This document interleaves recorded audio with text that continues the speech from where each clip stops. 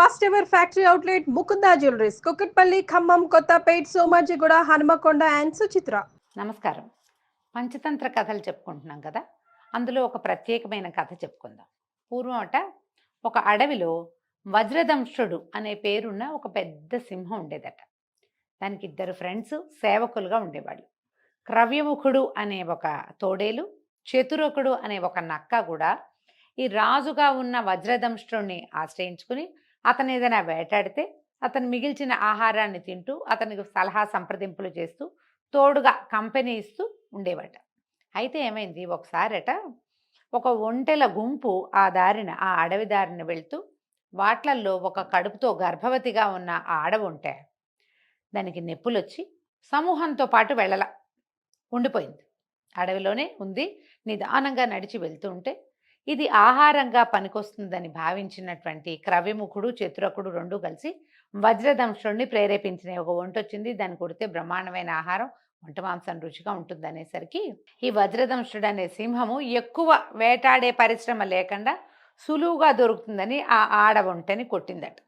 కొట్టేసరికల్లా ఏమైంది, దాని పొట్ట చీలిస్తే అప్పుడే కనడానికి సిద్ధంగా ఉంది కదా, అందులో ఉన్న ఒక ఒంటె కూనని చూసి సింహం ఆశ్చర్యపోయింది.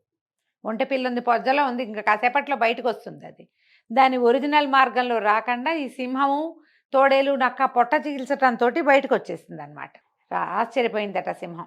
ఈ ఆడ ఒంటె తాలూకు మాంసాన్ని తినేసి ఆ బయటపడిన కూనని మాత్రం చాలా ముద్దు చేసింది సింహం. ఆ పసిగుడ్డును చూసేసరికి సింహానికి నచ్చిందనమాట, వజ్రదంష్ట్రుడికి నచ్చి, ఓరి నీకేం భయం లేదు, నువ్వు మాతో ఉండు, నా దగ్గరే ఉండని ఆ ఒంటె పిల్లని తమతోటి ఉంచుకుంది.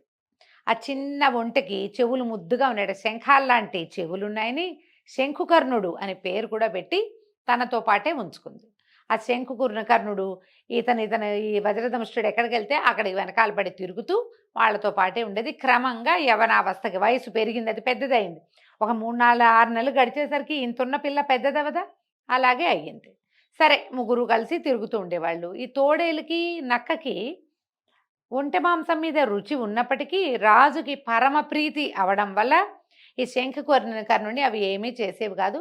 అది కూడా ఆ గడ్డి తింటూ, ఆ చెరువుల్లో నీళ్లు తాగుతూ, వాళ్ళ ముగ్గురు మాంసాహారం తింటుంటే తను శాకాహారం తింటూ వాళ్ళ వెనకాలబడి తిరుగుతూ ఉండేది. కొన్నాళ్ళు అయ్యాక ఏమైంది, ఆ అడవిలో ఒక మదోత్కటం అనే ఒక పెద్ద ఏనుగు ఉందట, ఒక గుంపుకి రాజు. ఆ ఏనుగుకి ఈ వజ్రదంష్ట్రుడనే సింహానికి రెండిటికి యుద్ధం జరిగేసరికి ఆ ఏనుగు దాని పెద్ద పెద్ద దంతాలట వజ్రాల్లాగా ఉన్నాయట, అంటే వజ్రాయుధంలాగా ఉన్నాయి. వాటితోటి సింహాన్ని పిచ్చి పిచ్చిగా కుమ్మేసింది. అది సింహానికి దెబ్బలు తగిలేసినాయి, దానికి ఓపిక లేదు. బతుకు జీవుడా అని పారిపోయి వచ్చేసింది. పారిపోయేసరికల్లా ఒక 3-4 రోజుల పాటు ఒళ్ళంతా నొప్పులుగా ఉన్నాయి. అది ఆహార స్వీకారం చేయలేదు, దానికి ఓపిక లేదు. ఓపిక లేకపోతే మరి అది ఆహారం అది కొడితేనే ఈ 2 జంతువులు తింటాయి, తోడేలు, నక్క. ఈ తోడేలు, నక్క ఏమనుకున్నాయి, ఎలాగైనా రాజుని ఈ కుర్రాన్ని శంఖుకర్ణిని కొట్టేలాగా చేయాలనుకుని కాసేపు డిస్కస్ చేసి ఏం చెప్పినాయి, అలా కాదండి, వాళ్ళంతటా వాళ్ళు ఒప్పుకుంటే ఎవరినైనా మనం ఆహారంగా తీసుకోవచ్చు, మీరు వేటాడే చేయక్కర్లేదు, శంఖుకర్ణుడికి మేము అర్థమయ్యేలాగా చెప్తామని ఆ శంఖుకర్ణుడికి ఏమన్నారు, ఒరే నువ్వు భలే తెలివైన వాడివి, నీకు చూడు, నీ దగ్గర ఒకటి తీసుకుని నీకు 2 ఇచ్చారనుకో వడ్డీగా, ఎంత లాభం అంటే లాభం అన్నాడు శంఖుకర్ణుడు. ఎవరైనా సరే రూపాయికి 3 రూపాయలు ఇస్తే మనకు లాభం కాదు, నీ దగ్గర 100 రూపాయలు ఇవ్వు, నేను నీకు 3 రూపాయలు ఇస్తా అంటే అనేసరికల్లా ఈ శంఖుకర్ణుడు అన్నాడు, అంత వడ్డీ వస్తే చాలా మంచిది, చెప్పండి ఏం వడ్డీ ఇస్తారో, ఎలా ఇస్తారో చెప్పండి అంటే వీళ్ళు ఏమన్నారు, క్రవ్యముఖుడును, చిత్రకుడు, నువ్వు కంగారు పడకు, నీ ఒంట్లో నుంచి ప్రభువుకి ఆకలిస్తోంది, ఇంత మాంసం ఇవ్వు, ప్రభువు నీకు 2 మాంసాన్ని ఇస్తాడు అనేసరికి ఇది మాంసం నేనేం చేసుకుంటాను అనుకోలేదు, దాన్ని తెలివి తక్కువతనం అనమాట ఆ ఒంటె, ఆ శంఖుకర్ణుడు. అదేమంది, తప్పకుండా నాకేం అభ్యంతరం లేదు, 1కి 2 లభించటం మంచిది, మన ప్రభువు చాలా గొప్పవాడు, కానీ ఈ వ్యవహారంలో ధర్మదేవతని మధ్యలో పెట్టండి మరి అంటే, సరే ధర్మదేవతని సాక్ష్యంగా పెట్టుకుని నీ దగ్గర 1 వంతు మాంసం తీసుకుని నీకు 3 మాంసం ఇచ్చేటట్టుగా మేము రాజును ఒప్పిస్తామని చెప్పిన తర్వాత రాజు దగ్గరికి తీసుకుపోయి మీకు బాగా దెబ్బలు తగిలినాయి, మీకేమో ఓపిక లేదు, శంఖుకర్ణుడు మీకు ఓపిక కోసం, మీకు ఆకలి తీరటం కోసం తన మాంసం ఇస్తానన్నాడండి. అతను ఇచ్చిన మాంసానికి 2 అంటే మొత్తం 3 వంతుల మాంసాన్ని మీరు ఇవ్వాలి, మళ్ళీ దీనికి ధర్మదేవతని మేము సాక్ష్యంగా పెడుతున్నాము, మీ ఉద్దేశం ఏమిటండి అని అడిగారు. ఈ వజ్రదంష్టుడికి కొంత బాగానే అర్థమైంది. సరే, ధర్మదేవతని మధ్యలో పెట్టండి, మరి ధర్మం ప్రకారం శంకుకర్ణుడికి ఇచ్చేస్తాం మాంసం అని చెప్పింది. ఎప్పుడైతే రాజు ఒప్పుకున్నాడో ఈ శంకుకర్ణుడిని కొట్టడానికి, ఈ క్రవ్యముఖుడు అనే పేరున్నటువంటి తోడేలు, చతురకుడు అని పేరున్నటువంటి నక్క రెండు కలిసి చెరో పక్క నుంచి మీదపడి ఈ శంకుకర్ణుడి పొట్టని ఇష్టం వచ్చినట్టు చీల్చేసరికల్లా పడిపోయాడు శంకుకర్ణుడు. ఏముందండి, ఒంటె ప్రాణానికి ఎంత, పొట్ట చీల్చంగానే చచ్చినంత పని అయిపోతుంది.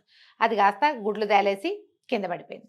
కింద పడంగానే ఈ రాజు వజ్రదంష్టుడు అనే సింహం ఏమందంటే, ఓహో చాలా బాగుంది, ఆహార స్వీకారం చేయొచ్చు, నేను కొంచెం స్నానం చేసి కాస్త దేవతార్చనను ముగించుకొని వస్తాను, మీ ఇద్దరు ఈ శంకుకర్ణుడికి కాపలా ఉండండి అని సింహం వెళ్ళిపోతే క్రవ్యముఖుడు చతురకుడు ఇద్దరు నుంచున్నారు.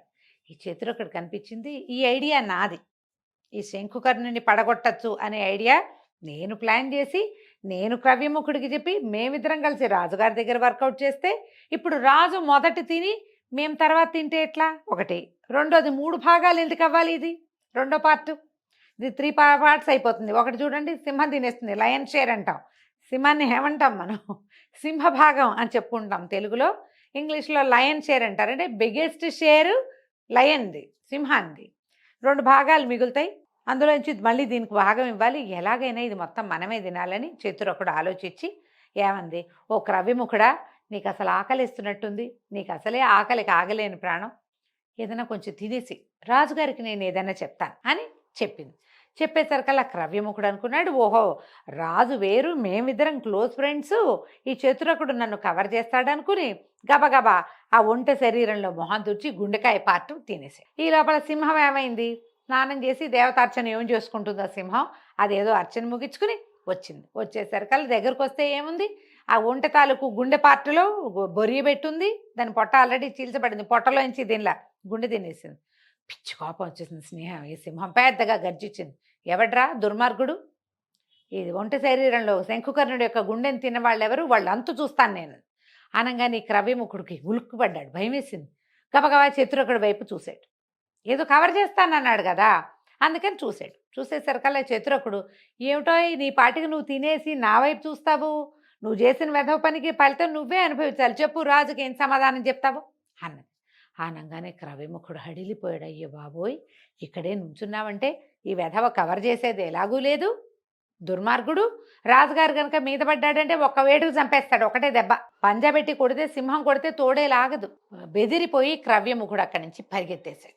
ఇంతలో ఈ చతురకుడి తెలివితేటలకి దేవుడు కూడా తోడయ్యాడనమాట. దూరం నుంచి ఒక గంట చప్పుడు వినిపించడం మొదలెట్టింది. రాజు సింహము ఈ ఒంటె మీద ముఖం పెట్టింది కూడా మొహం వెనక్కి తీసుకుని, ఒరే నాయనా, ఏమిటో శబ్దం అవుతుంది, ఆ విచిత్రమైన శబ్దం ఏంటో చూసిరా, దానికి ఏమైనా ప్రతిక్రియ చేయగలమేమో చూద్దాం అంటే ఈ నక్క, ఈ చతురకుడు ఏం చేసింది, ఇక్కడి నుంచి వెళ్ళి పైకి గట్టు మీదకి ఎక్కి చూసేసరికల్లా దూరంగా ఒక ఒంటెల బిడారు నడిచొస్తుంది. వాళ్ళు ఏం చేశారంటే మొదట ఉన్న ఒంటెకి మెళ్ళలో ఒక గంట కట్టారు, ఆ బిడారు తలుగు మొదటి వెంటకి. దాని టింగ్ టింగ్ శబ్దం వల్ల వాళ్ళు ఎక్కడున్నారో వాళ్ళ ఫ్రెండ్స్కి లేదా తర్వాత బిడారు వాళ్ళకి తెలుస్తుంది, వాళ్ళ ప్లాన్ అది. కానీ నక్కకి చూడండి, తెలివిగల వాళ్ళకి ఇంత దొరికితే చాలు, దాన్ని పెంచేస్తాయి. అదేం చేసింది, చకచక పరిగెత్తుకొచ్చి, ప్రభు ఇంకేముందండి, కొంప మునిగింది, మీరేమో ఒంటెను గుట్టిచ్చేశారు మాతోటి, యమధర్మరాజుకి విపరీతంగా కోపం వచ్చింది, వాహనమైనటువంటి ఒక పెద్ద ఒంటెని పంపించాడు, అది గంటలు కొట్టుకుంటూ వచ్చేస్తోంది మీకోసం, మీరు ఒంటెని కొట్టారు కాబట్టి ఒంటెని మీ మీదకి పంపించాడు యమధర్మరాజు, మీ ఇష్టం అండి అన్నాడు. అనగానే భయం వేసింది సింహానికి, అయ్య బాబోయ్, ఈ ఒంటెని చిన్నప్పటి నుంచి పెంచి దీన్ని కొట్టేశానని, దానికి చావు ముంచుకు రాకముందే నేనే చంపేశానని యముడికి కోపం వచ్చింది, ఇప్పుడు ఈ గంట మోగించు ఆ శబ్దం వస్తోంది, వాడు వచ్చి మీద పడతాడో ఏమిటో అని చెప్పి ఒక్క దౌడు తీసింది అక్కడి నుంచి.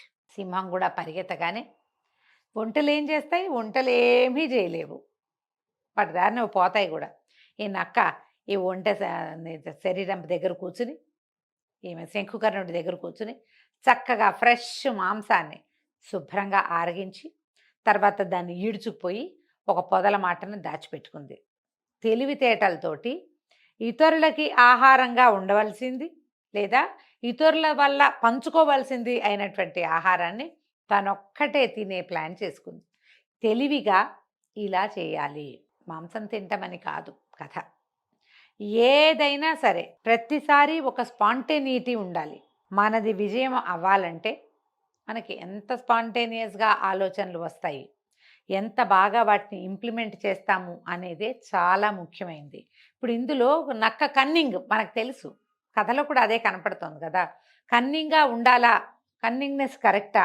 అని ఒక ప్రశ్న వస్తూ ఉంటుంది మనకి. అప్పుడప్పుడు కన్నింగ్‌గా ఉండొచ్చు. కన్నింగ్‌గా ఉండాలి కూడా. ఇలా కూడా మీరు యాక్ట్ చేయాలని రాజకుమారులకి చెప్పటం కోసమే విష్ణు శర్మ గారు ఈ కథని తెలియజేశారు. అంటే ఏ పరిస్థితి వచ్చినా దాన్ని తనకు అనుగుణంగా మార్చుకోవటం. ఇందులో వాళ్ళని మోసం చేయటము, కన్నింగ్‌గా బిహేవ్ చేయటము అనేది కాదు. ప్రధానమైనది ప్లాట్ అది కాదు ఈ కథలో. పరిస్థితిని తనకు అనుగుణంగా మలుచుకోవటము. అక్కడున్న గంటని సింహాన్ని బెదిరించడానికి వాడేసుకుంది నక్క. అది సహజమైన స్వాభావికమైన శబ్దం కదా! ఎప్పుడు కూడా పరిస్థితిని మనకు అనుగుణంగా మార్చుకోవటం ఎలా అనేదే ఆలోచించిన వాడు, ఆ విషయమే ఆలోచిస్తే వాడు గెలుస్తాడు. అంతిమ విజయం వాడిదే అవుతుంది. బాగా ఆలోచించండి. మెదడుకి పదును పెట్టండి అని చెప్పడం కోసం ఈ కథ చెప్పబడింది. కథ కంచికి మనం ఇంటికి.